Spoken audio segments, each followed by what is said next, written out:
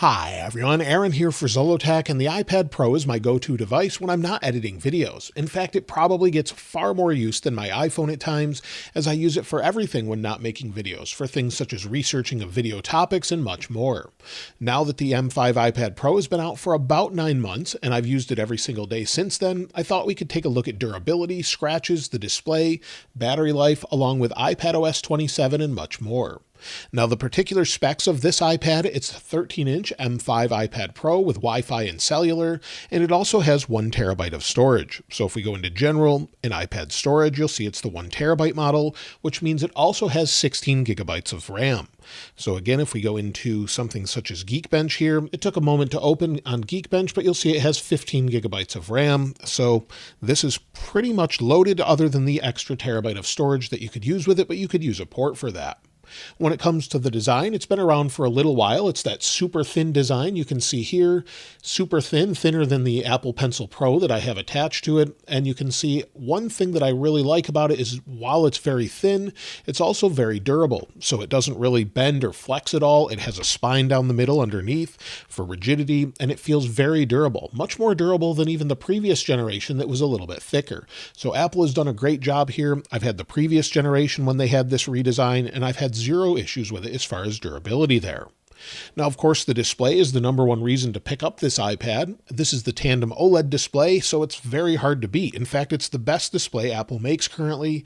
It's super crisp, and now that I've had it, I don't think I could go back to an iPad with a previous display. There's no bloom whatsoever if you're moving the cursor around when you have the Magic Keyboard attached or anything like that. There's no bloom. It's plenty bright, 1000 nits with normal use, 1600 with HDR, and I prefer the nano texture to get rid of glare. In fact, you can see that here. There's almost no glare whatsoever. It's really perfect as far as that goes, especially if you use it outside or in bright environments like I do.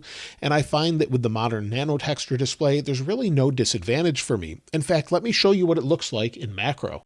So up close, if we can get right up close, of course, you'll see some fingerprints there, but the actual display itself, you'll see is definitely more of a matte look to it. So if we turn on the display, again, you can see there's the battery, and while there is a little bit of graininess to it, you don't really notice it mostly. And again, there it turns back off. Let me turn it back on here, swipe up. And again, if we take a look at some of the app icons, this gives you an idea of what it looks like under a macro camera lens and what it looks like up close. So I think it looks much better than some of the old nano texture displays. Now, the new tandem OLED is super bright, and it's very easy on my eyes despite it having some PWM. It runs at 240 Hz. Of course, we have 120 Hz ProMotion as well that's super smooth, you can see here. And it also has a 25.86% amplitude according to Notebook Check. So in general, it should bother your eyes, but it seems to be easier on my eyes than I would have expected. There's no option to turn off PWM or anything like that under the display, maybe in the future, but really it doesn't bother my eyes at all.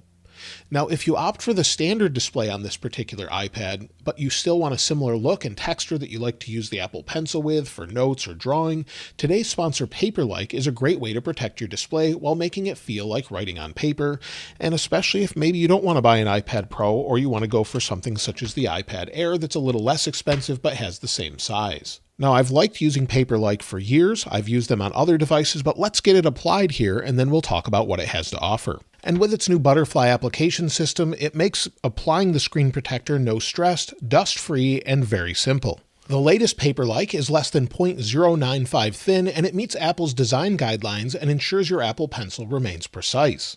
The texture has a premium paper feel, but also keeps your Apple Pencil tip from wearing out due to years of fine-tuning. If we go into the Notes app and then maybe start to draw, we'll just draw Zollotech here. It feels just like paper, so it feels great to write on the screen, especially when taking notes. And to see the texture of Paperlike up close, you can see again with the macro lens. And also they have a couple additional accessories. For more durability and a true paper feel, they offer these different tips for your Apple Pencil. It comes in a 4-pack, and they say it's 10 times more durable than Apple's own pencil tip. In addition to the new Apple Pencil tip, they offer the pencil grip that comes in 2 colors as well. We have blue and gray, and also allows you to use the functions through the pencil as well. So you can still double tap. If we go into notes here, if we go in, double tap, you'll see it says Pixel Eraser, double tap again, it switches back to pen. So It works just like you would expect, but gives you a little extra grip and helps with your hand getting tired as well while taking notes. So definitely something I would recommend, and I'll link Paperlike in the description below so you can check it out for yourself. Before we talk about durability, let's first talk about battery life. I have not checked the battery health on this in quite some time, so if we go into our settings, go to battery, then we go to battery health, you'll see I'm at 100% with 105 cycles. So I've been using this since the day it released, and you'll see the batteries actually from August 2025 when it was manufactured and then released in October. So it's holding up pretty well. I charged this with a super fast 140 watt Apple MacBook charger.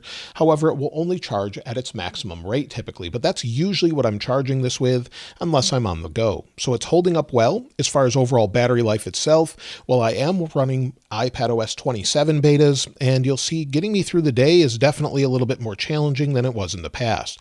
So again, if we go down to our battery usage here, you'll see it's 3 hours and 50 minutes of screen on time, 51 minutes of screen off time using 51% of the battery. I'm finding I'm getting around 6 hours of screen on time. Before this, I was getting around 8, but again, this is a new beta, and I would expect it to get better over time. And you'll see I use YouTube a lot, Safari, and some others. When it comes to the Magic Keyboard, it's something I use all the time with it, so let me grab it here. Now with the Magic Keyboard, before I place it on the iPad, you'll see how it's held up. It's gone through now one other generation of iPad and now this one, since it's backward compatible or forward compatible, I should say, and it's holding up pretty well. No real issues, especially with this gasket, which I was initially concerned with because it's just sort of this rubberized gasket around the keyboard that keeps it off the display. So it is holding up okay. I haven't really dropped it or anything like that. The cloth is fine. It hasn't really ripped or anything, but it does seem to be fairly durable. So this gives you an idea of what it looks like after well over a year and a half use at this point. So it's holding up pretty well. If I place it on the iPad, you'll see, of course, I use it regularly, like I said, and it does have a backlight, which is nice. So if I turn off the lights here, we go in here, we can turn on the backlight of the keyboard, and it works really well. This is more than, say, the MacBook Neo, for example, and it's nice to have this backlight here. So it's helpful, of course, in dark environments. If we turn the lights back on, of course, it's super helpful. The only complaint I have about the Magic Keyboard is the angle and sometimes how it sits on your lap. Because of the center of gravity on this, sometimes it feels like it wants to tip backwards. So I'll often place it like this. I'll bend the display down a little bit so that it doesn't tip backwards when it's on my lap. So that's something I would like to see maybe changed with the next revision, but that's the only complaint I really have with it. It's nice and thin for the most part when I bring it on the go. The keyboard's a little bit thick, of course, but it seems fairly reasonable compared to maybe a MacBook, but we have a touchscreen iPad here, so it's holding up quite well and something I really enjoy. As far as overall durability, well, I don't have a single scratch on it. Now, I am very careful with it. I keep it in the Magic Keyboard all the time closed when I'm not using it, and I always use the included cloth. So the included Apple polishing cloth is the only thing they tell you to use on this. It does a great job. I don't use any spray on it or anything like that. You could disinfect it from time to time, but it seems to do a good job of removing fingerprints or anything that you have on here, debris-wise or anything else. You could use a little bit of solution if you needed to, but this seems to hold up really well. And again, there's not a single scratch on this display. So if I clean it again, you won't see a single scratch anywhere. It's held up extremely well. I have zero bends or anything like that. It has no dents in it. It does get quite a few fingerprints on the back, but again, typically it's in the Magic Keyboard case. I'm pretty happy with it. Despite its overall thinness, it seems to be holding up just fine. Now, when it comes to the Apple Pencil, I mentioned that a little bit already. I think the Apple Pencil is definitely not for everyone, but it's super helpful. So depending on what you're doing here, let's make sure we're paired here, as I paired it to the other one when I was showing you Paperlike. There we go, and there we go. Now it's working properly. So it was just paired to the iPad Air I showed you earlier, but it seems to be working just fine. No issues as far as the overall pencil, its durability. You can see using the tip, whether that's on this display or even the Paperlike display, it's holding up just fine. No real issues here whatsoever. It seems to be durable, but again, I don't use it all the time, but I do find it helpful for things such as Final Cut Pro. So if we go into that, for example, Final Cut Pro here, we'll let it load, and maybe we'll go into this one here. We'll go into Edit, and not a whole lot in here. Let's go into the other one, So we'll go into this one, iPad Air video, and you can see we can scroll through this. It's in HDR, so I brought the brightness down of the overall scene here, but you'll see it's super fast, it's fluid, and helps you edit when you're doing that. So that's something I really appreciate. I like having that fine control of the Apple Pencil, so I think it's a must if you're going to draw or edit or something along those lines. But if you don't do any of those, I would probably skip it.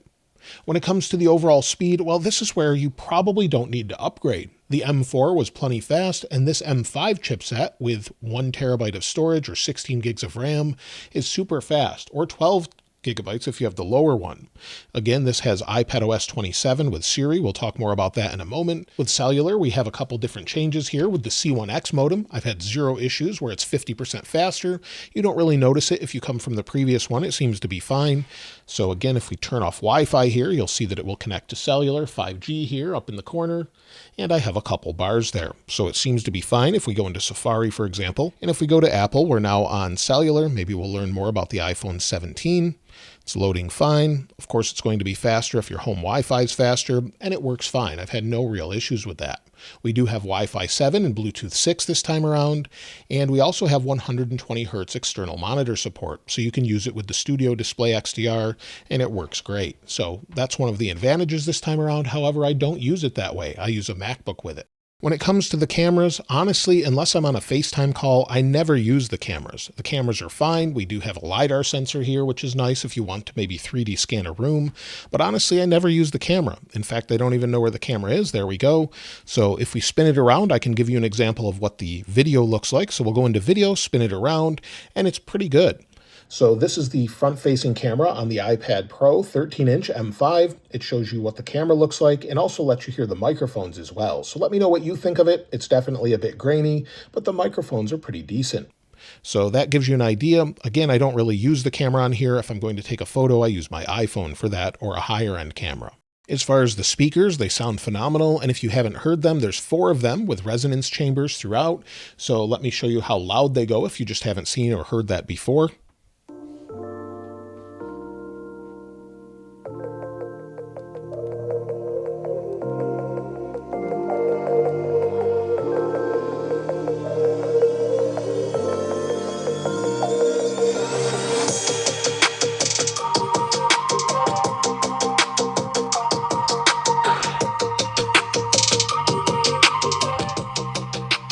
The speakers are plenty loud, up to 97 decibels if I hold it directly at one of the speakers here. So plenty loud, especially for anything you want to use it for. Of course, we have stereo sound, or really we have Dolby Atmos support as well, and it sounds great. Even at the highest volume, it doesn't seem to distort, and it's one of the most impressive things about the iPad Pro is the overall sound. So that, along with its display outside, it's super bright. It just is a great package overall, but of course, it's quite expensive.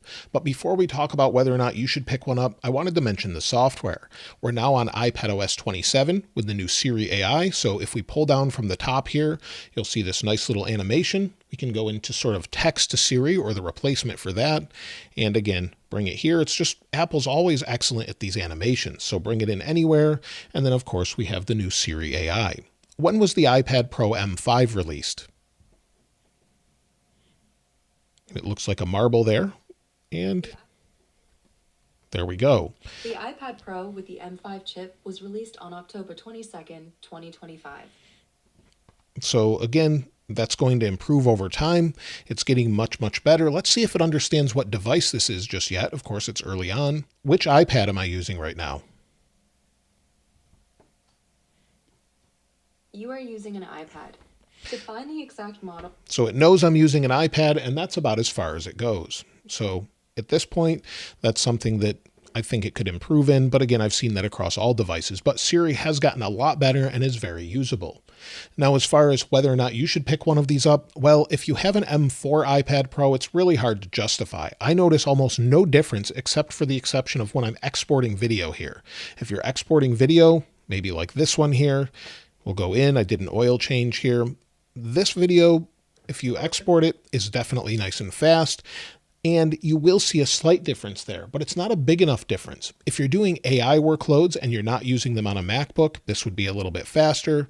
But honestly, coming from an M4 to an M5 OLED iPad, you're going to notice very little difference using it day to day. So there are advantages. There's definitely advantages with cellular data, things like that, but none that you're really going to notice that much. So it's hard to justify an upgrade from an M4, but any previous iPad Pro, definitely it's worth an upgrade to this form factor. So with the recent price hikes from Apple, if we go in here to Apple, go to iPad, this is quite expensive even from the refurbished store. So if we go to iPad Pro, for example, and then we just configure this one, this is the 13-inch model.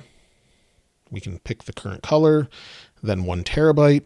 Then we go down to nano texture, then Wi-Fi and cellular, and no engraving. Now we're up to $2,399. That's without the Apple Pencil Pro or the expensive Magic Keyboard that's around $350. So this is very expensive. At this point, it's hard to justify, especially if maybe you want a MacBook instead. But I love this device. It's my favorite device, and it's definitely worth it, but it's very expensive. So it really depends on what you're using currently. If you love an iPad, it's your main computer, and maybe you're using an iPad Air or a base iPad, you're going to absolutely love this for media consumption, doing work. It's super fast. Multitasking works fine. I know some people complain about it, but you'll see how fast this is just resizing windows and moving it around. If I want to go full screen, I can do that simply. It's got slide over and everything else. So I absolutely love this device. It's my favorite display that Apple makes, and I highly recommend it, but it's hard to justify the upgrade. Let me know what you think of it though in the comments below. I'll continue to use it as my main device until maybe the next one comes out, but it's hard again, probably to justify upgrading to that one. Maybe we'll see even more Pro apps, but with Apple's Creator Studio, this is definitely something you can use full time. Again, let me know what you think in the comments below, and of course I'll link this wallpaper in the description like I normally do. If you haven't subscribed already though, please subscribe, and if you enjoyed the video, please give it a like. As always, thanks for watching. This is Aaron. I'll see you next time.